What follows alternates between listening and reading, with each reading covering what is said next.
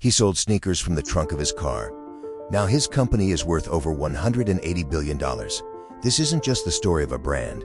It's a story of hustle, vision, and a three-word mantra that changed the world.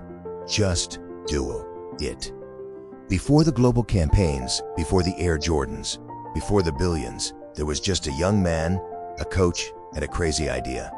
Let's dive into the rise of Nike, from humble beginnings to global domination. The story begins in the early 1960s.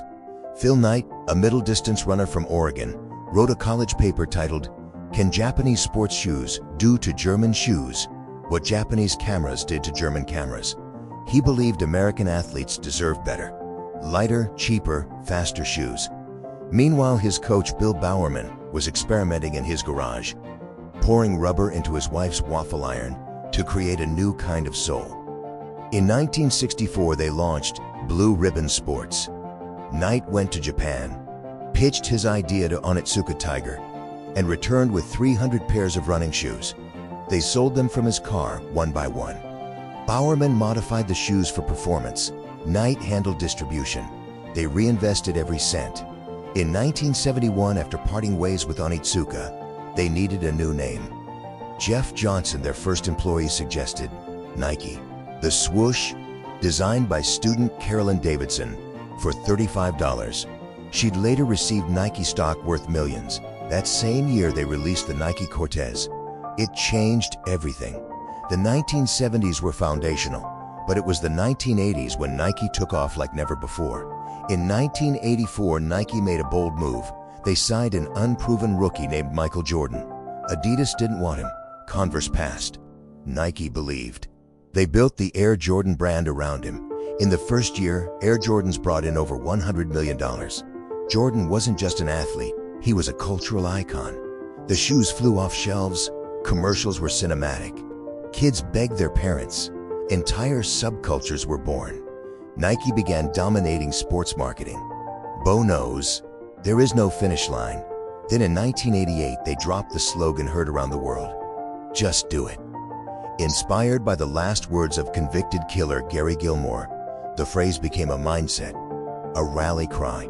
By 1990, Nike had become the #1 sportswear brand in America. Their empire was just beginning, but not all growth is clean. In the 1990s, Nike faced growing criticism over labor conditions in overseas factories. Investigative journalism revealed long hours, low wages, and poor conditions. Activists rallied. College students protested. It hit headlines. Nike responded, slowly at first, but pressure mounted.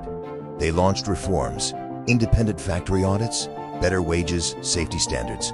Phil Knight addressed critics head-on. Nike has become the symbol of labor abuse. I truly regret that. They invested in transparency. They opened their books. Fast forward to today, and Nike is a tech-driven lifestyle empire. They create data-bagged shoes for marathoners. They've embraced Flyknit and React foam technologies. They've launched self-lacing sneakers powered by apps. But Nike is more than product, it's culture.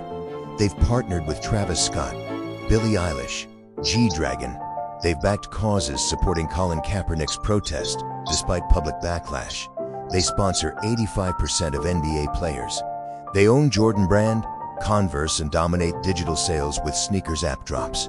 Their campus in Beaverton, Oregon, is like Silicon Valley meets sport. In 2022, Nike made over $46 billion in revenue. They're not just winning, they're defining what winning looks like. What can you learn from a company that started with $500 and became a billion-dollar icon? Lesson 1. Believe in the crazy idea, even if no one else does. Lesson 2. Start scrappy. Sell from your car if you have to. Lesson 3. Obsession beats budget. Bowerman's waffle solos came from curiosity. Lesson 4. Own your mistakes. Face them. Grow from them. Lesson 5. Tell a story. People buy meaning more than materials. Lesson 6. Evolve or die. Reinvent yourself. Always. But above all, just do it. Phil Knight once said, "We're in the business of inspiration." Nike isn't just about shoes or sports. It's about showing people what's possible when you refuse to quit. From two men and a trunk of shoes to a global symbol of power, performance, and persistence, So ask yourself, if they could do it, why not you? Start, build, create, fall, rise again. Just do it.